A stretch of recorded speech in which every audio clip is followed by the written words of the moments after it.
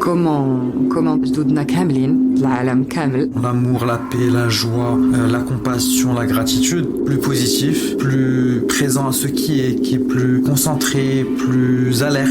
Donne ne serait-ce que des mots clés. Rituel d'équilibrage. 11-11, 11h11. Raconte ta honte. Salut, moi c'est Nia. Et après avoir coché toutes les cases qu'on m'a données, 7 ans d'études, 7 autres accumulés titres et déceptions, des voyages et des portes poussées jusqu'au Japon, et me voilà, face à un vide. Cette fois j'ai gardé l'envie de trouver ce qui me manquait depuis le début. Et peut-être à toi aussi. L'équilibre. 11h11, c'est cette quête d'équilibre.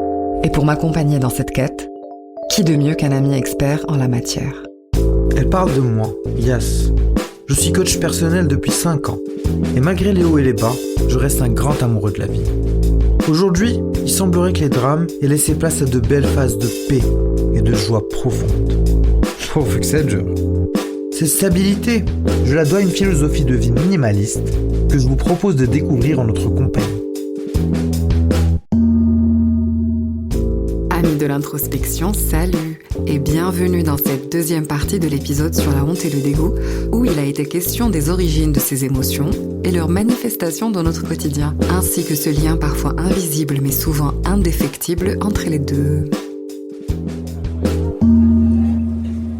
Minhachi Kamel, comment dépasser la honte? Comment s'asseoir avec le dégoût? Comment quelqu'un de proche qui ressent ces émotions, comment tu réagis toi? Comment tu te protèges face à quelqu'un qui veut nous faire sentir ou nous balancer sa honte ou son dégoût à la gueule? Ouais, comment trouver en soi un espace où on ne ressent plus ces émotions-là, ou au moins qu'elles ne nous affectent plus? Est-ce qu'il y a des leviers qui nous permettent de faire face à ça, de le dépasser? Est-ce que l'humour noir est une façon de relativiser à la Bafi? À la halqa, tout simplement. Nous, on est à Marrakech actuellement. La halqa qui subsiste très très peu d'abaf jama el-fna ou l'imchat, met en scène très souvent des moments de gêne, des hontes profondes, des dégoûts masqués, des choses bhalaka. Excuse-moi, je ne sais pas. C'est clairement un ça vient de, très, très j'avais fort. jamais remarqué que excuse-moi, je ne sais pas, c'est smhouliya hshmt. Ou je ne sais pas. Je ne sais pas. C'est dingue. J'aurais jamais cru que c'était peut-être relié à ça. Éradiquer complètement. C'est ça. Par rapport à ça, concernant les stratégies, il y a Yacine qui va vous dévoiler certaines stratégies science-baked, on va dire, ou psychologiques, en développement personnel, en PNL, etc., où la honte et le dégoût sont au centre, parce qu'il y a tellement d'autres émotions et tellement de techniques globales qui touche toutes les émotions négatives, mais on va essayer de se concentrer uniquement sur ces deux émotions-là. De mon côté, je me suis bien amusée à regarder ce qui se passe à Jdoudna, ou likin quand je dis Jdoudna, mais chez Jdoudna al-Mghariba, Jdoudna kamlin, l'Alam kamel, toutes les traditions dans les 4 coins du monde.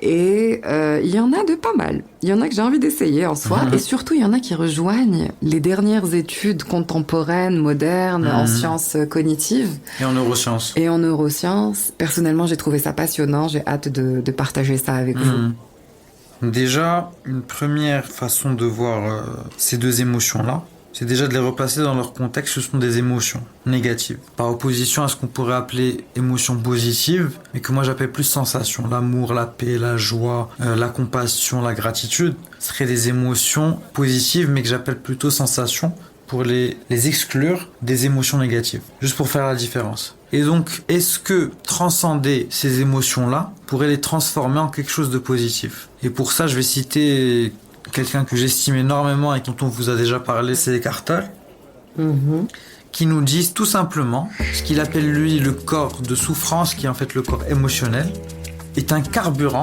pour la présence, pour un état de conscience plus positif, plus présent à ce qui est plus concentré, plus alerte, et moins dans le système mental et émotionnel.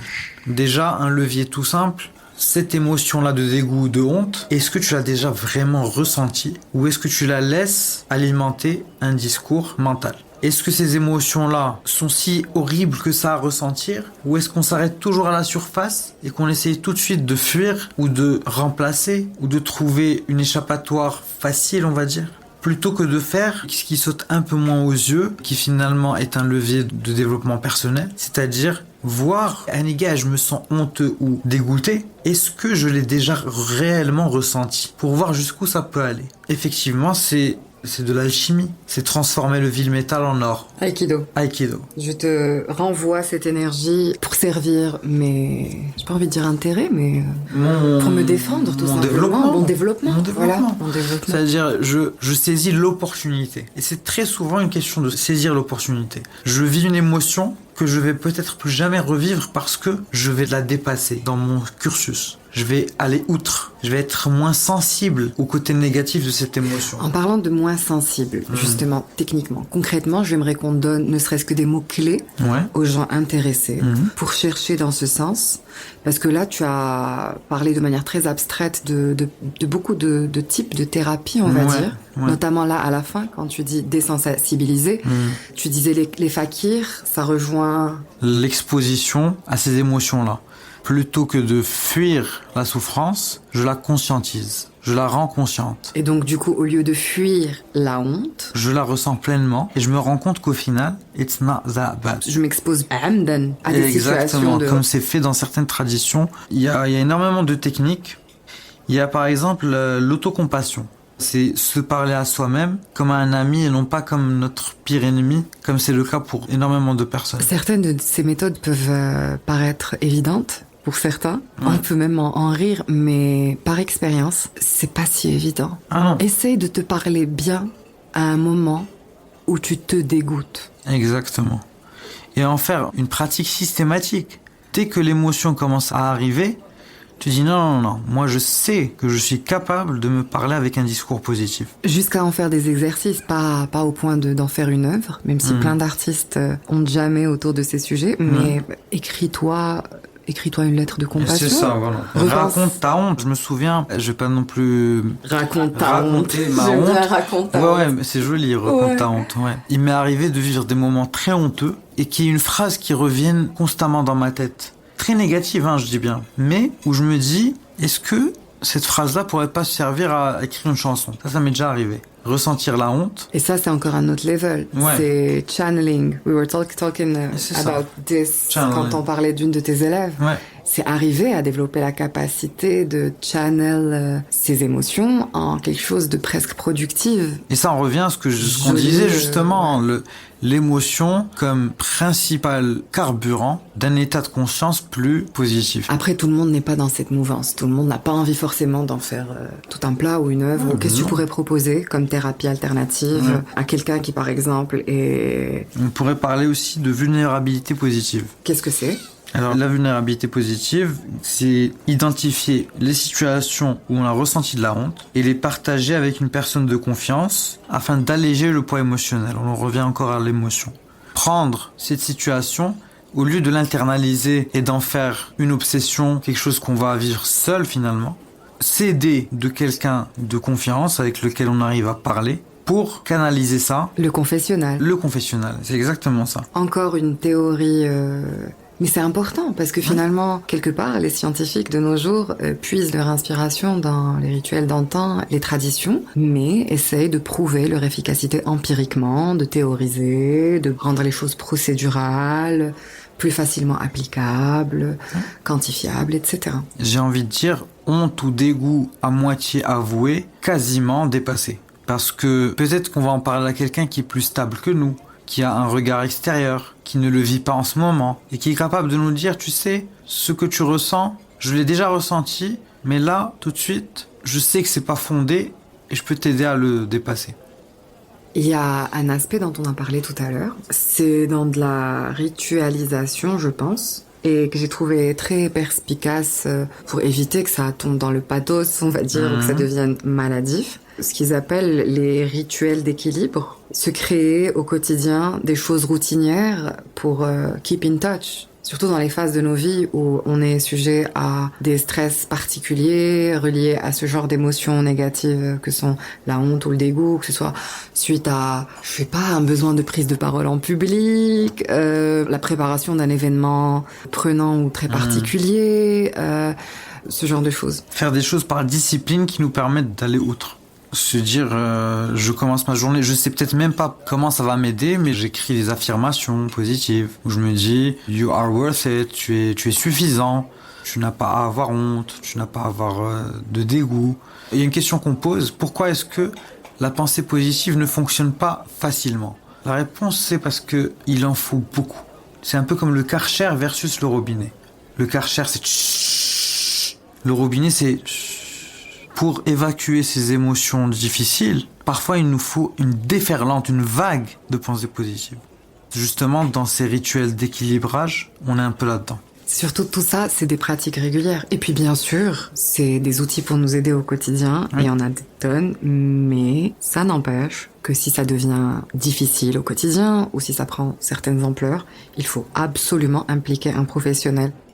Un des objectifs de ce podcast, 11-11, 11h11, c'est justement de banaliser le fait d'aller voir un professionnel, que ce soit un psychiatre, un psychologue, un guide spirituel. La maladie mentale, quelque part, est une source de honte dans notre société. Et certainement dans énormément de sociétés ailleurs. Mais cette honte de se dire, si je vais voir un professionnel, c'est une honte hissée carrément à la stigmatisation. Et c'est un aveu d'échec peut-être. J'ai pas réussi inadéquat. Je suis inadéquat, donc je suis allé voir un médecin parce que ça n'allait pas. Pour une fracture, aucun problème à aller voir un warrior. Voilà, il y a pas de souci. Je me suis juste fracturé. Ouais, ça arrive, je vais guérir. Bonhomme. Voilà. Alors que je déprime ou du moins, est-ce que je me l'avoue déjà? Je déprime. Échec. Et pourtant, les conséquences de cette déprime à l'échelle de ta vie peuvent être tellement plus grands que cette fracture. Et inversement, si tu prends soin de cet état et que tu le comprends et que tu te soignes, ça peut avoir des répercussions tellement grandioses sur ta vie aussi. Oui, c'est pour avoir passé une période très difficile de ma vie avec beaucoup de dépression. Je sais que aujourd'hui, si j'en suis ici, c'est parce que j'ai décidé de mener le combat. Tellement d'anxiété enracinée dans la honte. Que ce soit l'anxiété sociale, que ce soit l'anxiété... C'est ça. Heureusement, alhamdoulilah, ça commence à se déstigmatiser quand même. Même s'il y a encore beaucoup de tabous autour de ça, j'ai le sentiment qu'on peut passer toute une vie à déprimer sans jamais en parler.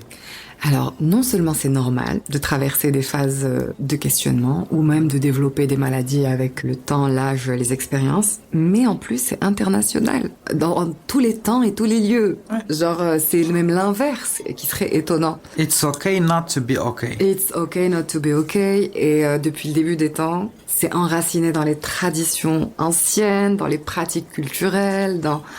des besoins de purification, et ça va rejoindre tout ce dont tu parlais tout à l'heure. On va faire le tour très rapidement de celles qui m'ont le plus interloqué. Qui m'ont le plus, oui, ben c'est ça, qui m'ont le plus intéressé quelque part. Je vais commencer par le plus évident, la culture qui pâtit le plus de la honte. C'est le Japon. Eh oui, clairement. C'est l'honneur. Jusqu'à l'harakiri. Pour ceux qui savent pas, l'harakiri, c'est le suicide par éventrement. Du coup, c'est toute la société est conditionnée à l'honneur et imprégnée par la honte presque d'exister, la honte presque de faire autrement, d'être autrement. J'aimerais partager donc une des méthodes japonaises qui permet une introspection et qui permet de s'examiner quelque part et d'examiner la teneur d'il had la honte ou had le dégoût. C'est très simple, c'est en 3 temps. Je t'invite à passer en revue ta vie, à prendre un élément déclencheur d'une honte ou là un dégoût récurrent et de te poser 3 questions très simples. De toute ta vie, qu'est-ce que tu as reçu? Qu'est-ce que tu as donné? Et quel problème tu as causé?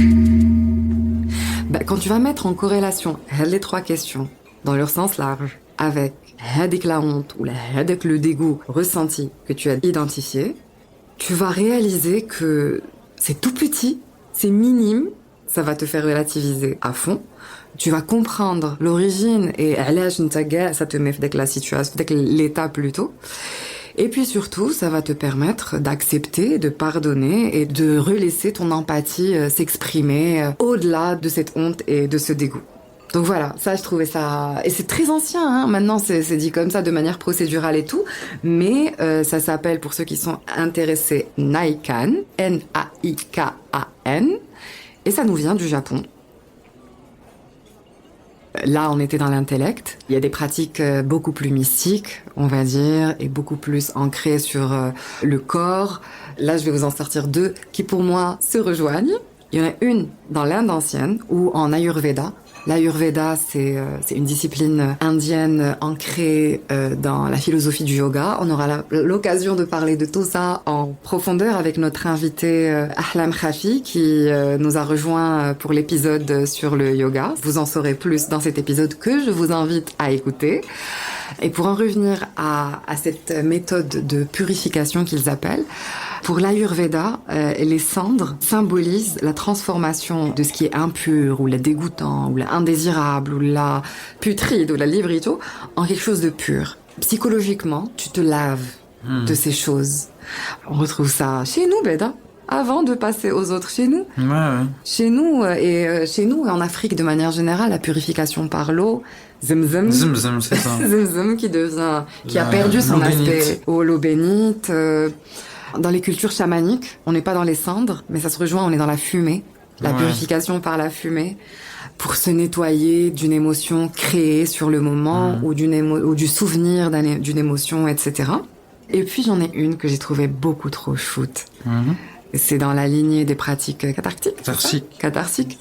Et c'est les tribus aborigènes australiennes qui dansent. Voilà. Danse pour exprimer et quelque part expier les émotions de honte, de rejet, en faisant des mouvements harmonieux. Ça rejoint ce que je vous disais tout à l'heure, instinctivement, moi j'ai tendance à pousser de la main une émotion, ou la danser, en fait, la bouger quelque part, la flower. Et là, c'est carrément toute une cérémonie. Quelque part pour se racheter, quoi. Exactement.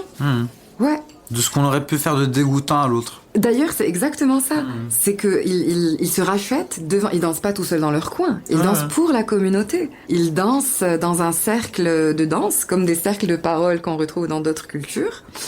Là, on a un cercle. Ça dissout l'exclusion qu'on pourrait ressentir ou dont on pourrait avoir peur. Exactement. Être rejeté de son milieu d'appartenance. Ça s'appelle le rituel de l'excuse dansée. Ah voilà, c'est beau ça. C'est trop beau. Ouais. Je trouve ça trop beau. Et c'est une belle indulgence aussi. Tu as fait quelque chose de mal, non seulement on te pardonne, mais en plus on va le danser. Après, il y en a tellement, on pourrait faire tout un épisode rien que sur ça. Si ça vous intéresse d'ailleurs, dites-nous. Ouais. On fera un épisode rien que sur N'hésitez pas à proposer plein de trucs. Des sujets qui vous intéressent, on ira à la source, on ira chercher, on ira ramener peut-être des professionnels de la chose. Et c'est ça. Voilà, je sais pas, il y en avait... Ah oui, si. Pour rejoindre ce que tu disais tout à l'heure en thérapie cognitive, de sensibiliser et du coup de s'exposer pour de fakir, etc. Ça, on le retrouve chez les Spartiates, les Grecs anciens. Qui s'immergent dans quelque chose de dégoûtant pour le dépasser. Complètement. Mais là, ça prend des ampleurs comme manger de la merde, quoi. Tu manges des aliments considérés impurs. Tu surmontes le mal par le mal, en fait. Ça, ce qui m'étonne même pas de la part des Spartiates. C'est hardcore. Après, chacun sa nature. Donc, c'est à vous de savoir ce qui pourrait être le plus adapté à votre cas. Pour toute situation. Bon, depuis tout à l'heure, tout ça, c'est pas bon, c'est pas bien, oh là là, mais finalement, alhamdoulilah qu'on a le dégoût et la hontiaque. Bah oui, évidemment, puisque il y a forcément une dimension où ça nous protège quelque part. Et où ça peut nous faire réaliser certaines choses, ça peut nous permettre d'éviter quelque chose de mauvais qui pourrait nous arriver. Ça nous sauve la vie, littéralement. Ça nous sauve la vie. Si tu vois un truc rance ou là, si fruit pourri ou là, heureusement que t'es dégoûté. Ouais. Parce qu'autrement, on se serait éteint.